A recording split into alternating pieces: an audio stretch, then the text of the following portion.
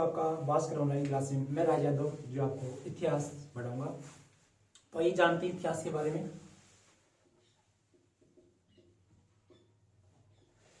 देखो, इतिहास पढ़ने से पहले अपनी इस चीज के बारे में जानते हैं कि इतिहास का जनक कौन था। तो तीनों की बात करते हैं, विश्व में कौन था, भारत में कौन था और राजस्थान में कौन था। तो पहले बात करते हैं विश्व की।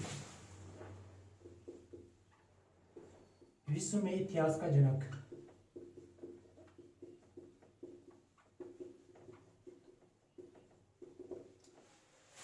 तो विश्व में इतिहास के जनक की बात करें तो कौन रहेगा भाई? हेरोडोटस।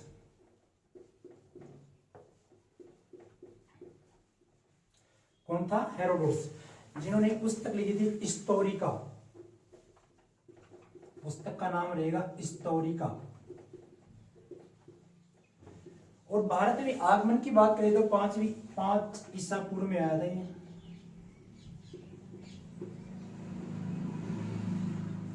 ठीक है। और इसके निवास स्थान की बात करते हैं हेरोडोटस की, तो ये थे यूनान के। कहां के थे? यूनान के। अब इसी क्रम में आगे चलते हैं तो भारत में इतिहास के जनक की बात कर लेते हैं। भारत में इतिहास के जनक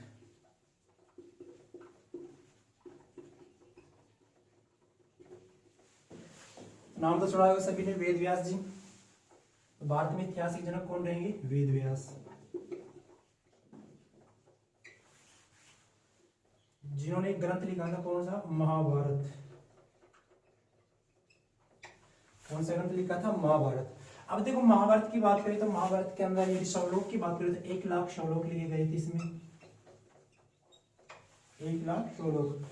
और महाभारत की बात करें तो ये युद्ध किन के मध्य, सभी जानते हैं, कौरव पांडवों के मध्य हुआ था ये युद्ध। और ये कहां पे हुआ था? कुरुक्षेत्र, हरियाणा के अंदर पड़ता है।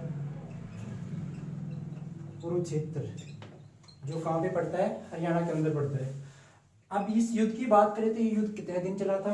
18 दिन चला था। कितने दिन चला था भाई? 18 दिन युद्ध चला था। ठीक है, यहाँ तक। अब देखिए राजस्थान के इतिहास के बारे में।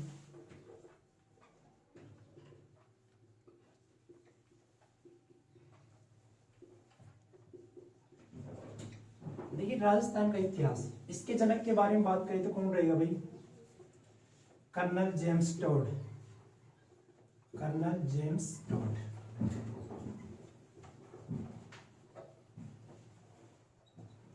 ठीक है।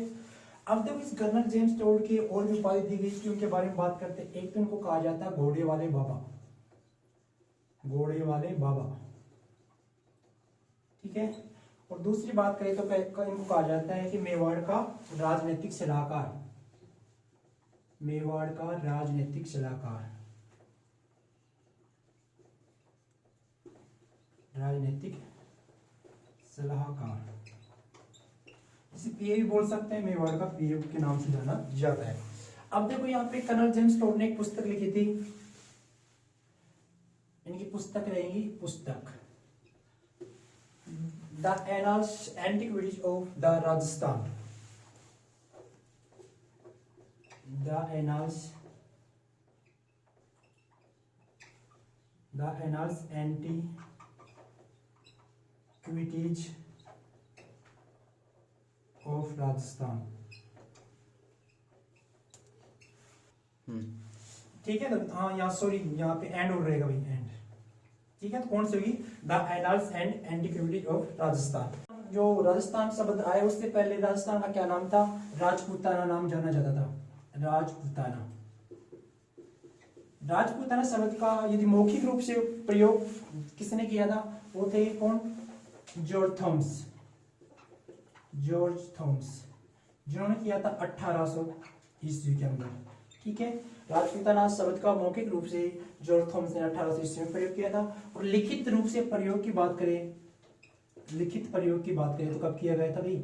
1805 में। जो किसने किया था? विलियम फ्रैंकलिन ने।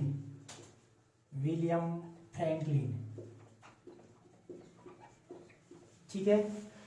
तो एक बार मैं रिपीट करवा देता हूँ इसको जल्दी। राजस्थान का इतिहास के जनक के बारे में सबसे पहले बात करें तो कौन रहेगा भाई? General James Tod. कौन था? जनरल जेम्स टोड, जिनके उपनाम रहेंगे घोड़े वाला बाबा और मेवाड़ का राजनीतिक सलाहकार। इनकी पुस्तक थी the annals and antiquities of Rajasthan. दूसरी पुस्तक रहेगी इनकी पश्चिमी भारत की यात्रा। अब देखो, जो कर्नल जेम्स टोड थे उन्होंने राजस्थान का प्रयोग सर्वप्रथम किया था, जो कब किया गया था 1829 के अंदर। और इससे पहले राजस्थान, सबसे पहले राजस्थान का नाम था राजपूताना। जो यदि मौखिक रूप से बात करें तो कब किया गया था 1800 ईस्वी के अंदर, जो किसने किया था, जॉर्ज थॉमस ने। और लिखित रूप से बात करें राजपूताना शब्द की तो वो कब प्रयोग किया गया था 1805 में, किसने किया था, विलियम फ्रैंकलिन ने। इतिहास के बारे में इसको मुख्य 3 भागों में डाइवर्ट किया गया है। पहला रहेगा प्राग ऐतिहासिक काल, प्राग ऐतिहासिक काल। दूसरा रहेगा आदि ऐतिहासिक काल।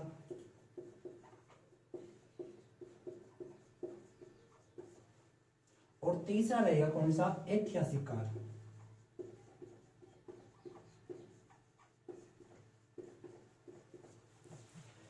देखो, सबसे पहले बात करते हैं प्राग ऐतिहासिक काल। तो प्राग ऐतिहासिक काल के अंदर क्या होता था भाई, इस काल को क्या कहा जाता है, प्राग ऐतिहासिक, इसको कहा जाता है पाषाण काल। पाषाण काल कहा जाता है इसको। और दूसरी बात रही इसके अंदर, इस पाषाण काल के अंदर क्या हुआ था कि भाई इसके अंदर मानव की उत्पत्ति हो गई थी, मानव की उत्पत्ति। प्रागैतिहासिक काल में सबसे मोस्टली बात करेगी, इसके जो भी प्रमाण मिले थे उसमें क्या हुआ था, ये मतलब लिखित नहीं मिले थे, लिखित प्रमाण नहीं मिले थे इसमें।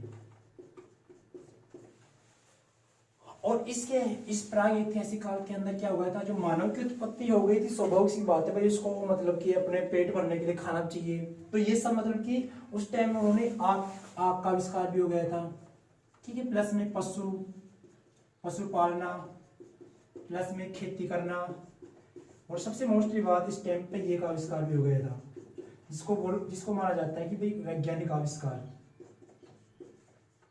वैज्ञानिक आविष्कार, ठीक है। तो प्राग ऐतिहासिक के बारे में देखो, इसे पाषाण काल भी कहा जाता है।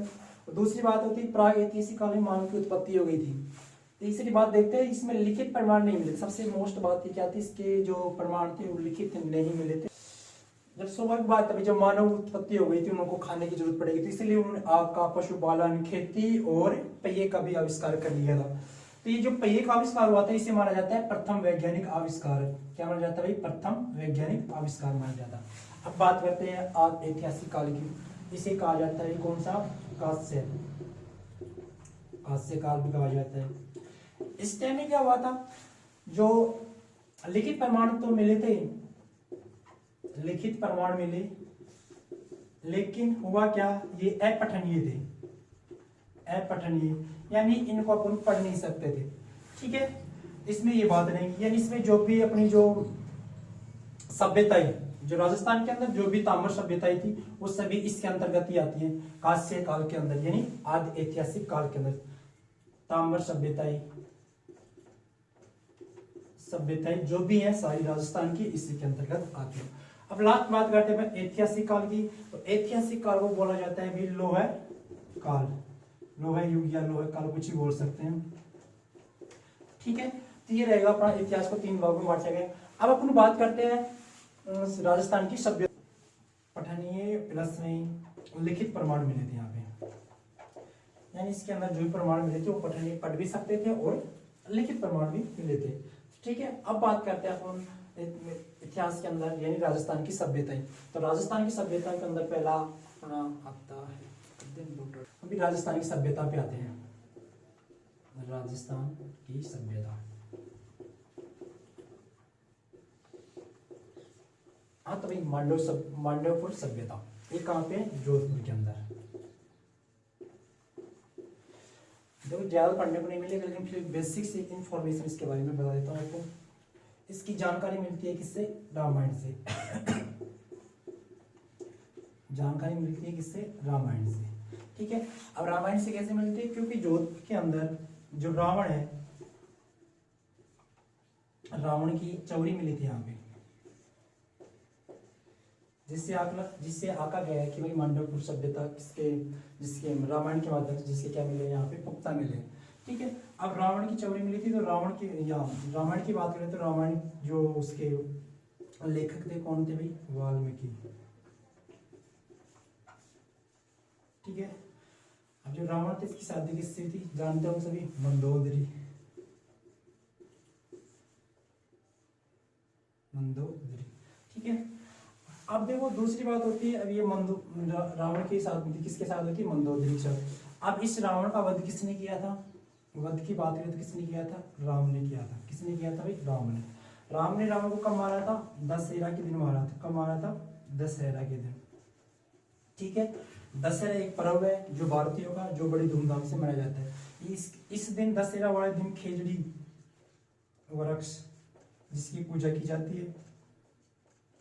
यदि ग्रंथों की बात करें तो इसको क्या कहा जाता है भाई, ग्रंथों में खेजड़ियों कहा जाता है समी, ठीक है। क्या कहा जाता है, समी। और अपने गांव की भाषा की बात करें तो इसे क्या कहा जाता है, जाटी कहा जाता है। गांव में क्या बोला जाता है, इसको जाटी बोला जाता है, ठीक है। और जो खेजड़ी वृक्ष है, जो राजस्थान का कल्प वृक्ष है, राजस्थान का कल्प वृक्ष भी है, ठीक है। अब आगे बात करते हैं मांडव्य सभ्यता के। इस यहाँ पे अपन को और भी जानकारी मिलती है। यहाँ पे एक तो नागनेची माता का मंदिर, जोधपुर के अंदर नागनेची माता का मंदिर, माता का मंदिर भी है। और यहाँ पे देखे तो जो 33 करोड़ देवी देवता, उनकी मूर्तियां देखने को मिल जाएंगी। और इसी के साथ यहाँ पे NLU विश्वविद्यालय भी है, सॉरी विधि विद्यालय, विधि विश्वविद्यालय।